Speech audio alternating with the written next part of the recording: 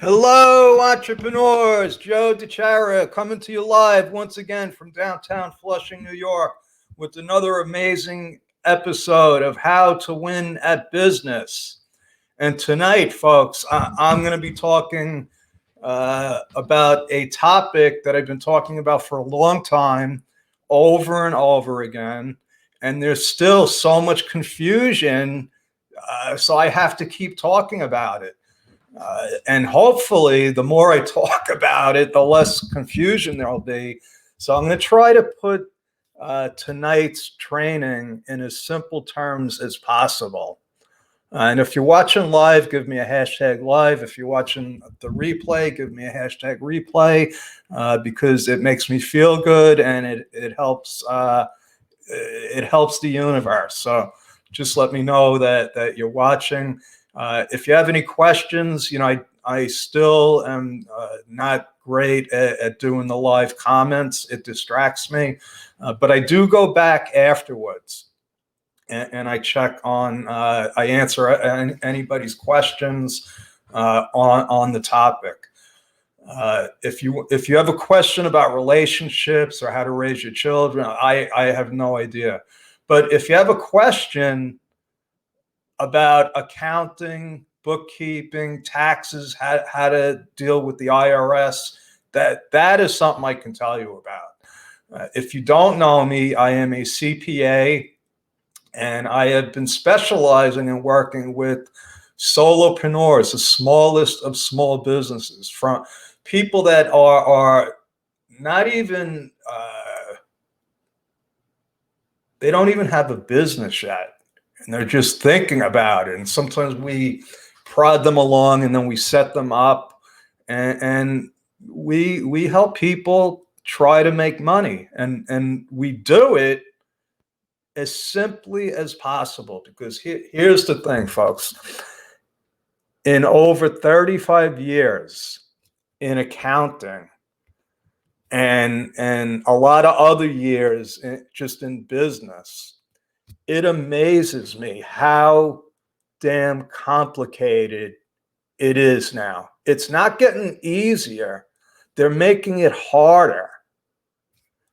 And the government, and this is part of, my insight, my experience in seeing how the government operates and how they've been integrating technology to track everybody. And I remember when I was doing the little punch cards in computer class when what was it, the 70s, it was like go to. And the whole idea was that computers were going to make things easier for everybody. In fact, I remember them saying that we were going to have so much free time on our hands that it was going to cause a problem, because computers were going to do all this stuff. Well, guess what? They were wrong. The business is more complicated now than ever. That's a fact. And it's not going to get any easier. So what I've been trying to do, for my entire career, I was really making things simple for my clients. But I had a different kind of client. I had clients that were already in business. That was the model. They were already incorporated. They already had revenue. So the clients that I get today are people that may just be retiring and that they want to, start a business. And oh my God, if you just go on the SBA site and I get confused. I'm like, where do you go to actually learn how to start a business? Well, in next week, I will be doing a 5-day challenge right here. And I'm going to be covering all of these topics, all of the topics that I have been working on for the past 35 years, things that have become so simple to me that I forgot that they weren't so simple when I started.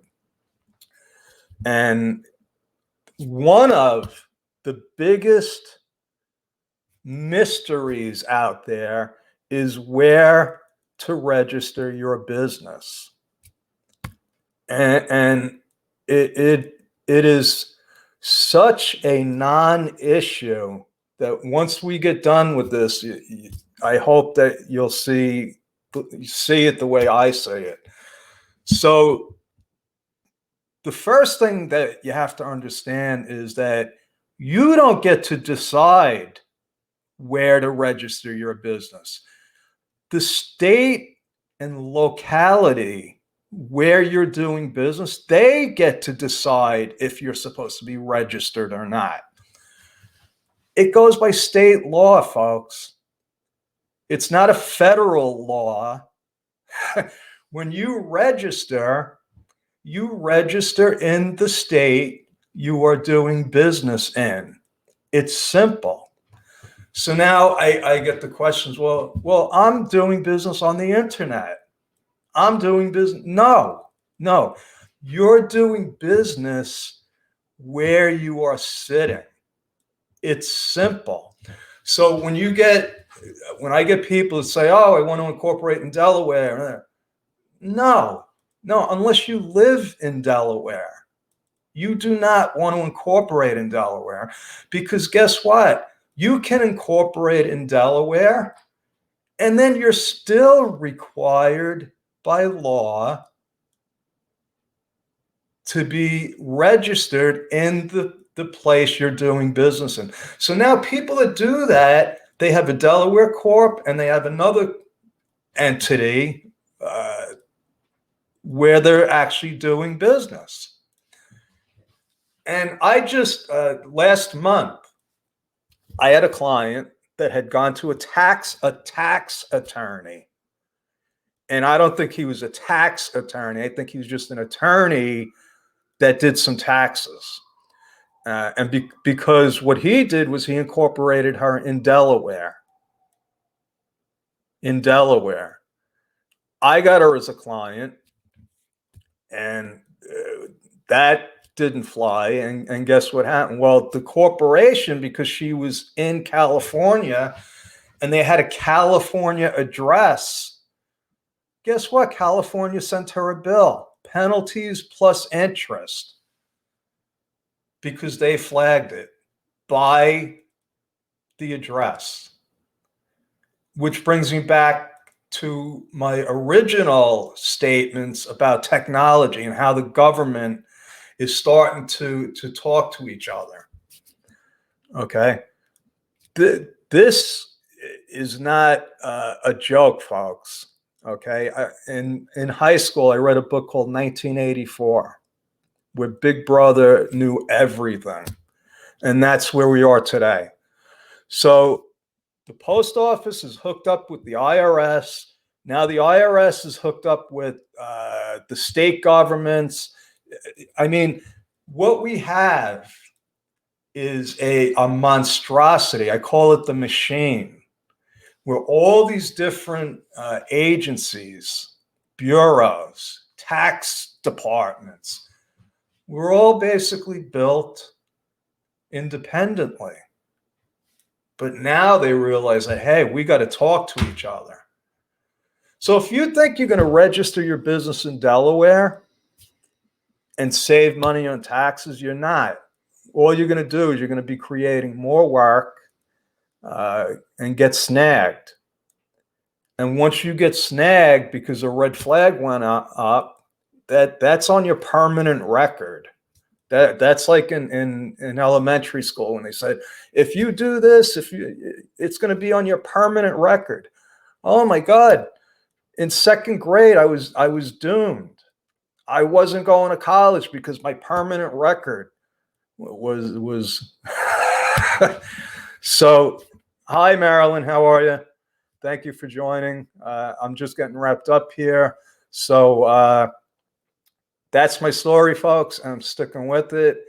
You register in the state you live in, okay? And then during my 5-day challenge, which I don't have a link to, but I think it's in the group. Anyway, during my 5-day challenge, I'm going to be going through all of this stuff and uncovering mysteries that shouldn't be mysteries. Like Marilyn now knows that you don't have to save all of your receipts. I went through this today with a client, saving, hundreds of papers of little, $10 items and $15 items. Well, if you come to my 5-day challenge, I'm going to show you how to save a lot of time. People spend too much time on things that are insignificant in business, and they don't spend enough time on the things that are significant. And that's my story. I hope you can join me for the 5-day event. It's going to be exciting. It's going to be life-changing. Now, you don't owe me anything, Marilyn. I love giving that free advice out, and that's what it is. Listen, it's 5 days of fun and information, and Marilyn knows that we always have fun in doing this stuff, because it's a lot easier to make money when you're having fun, folks. And that's my story. Over and out. God bless. Thank you. See you tomorrow.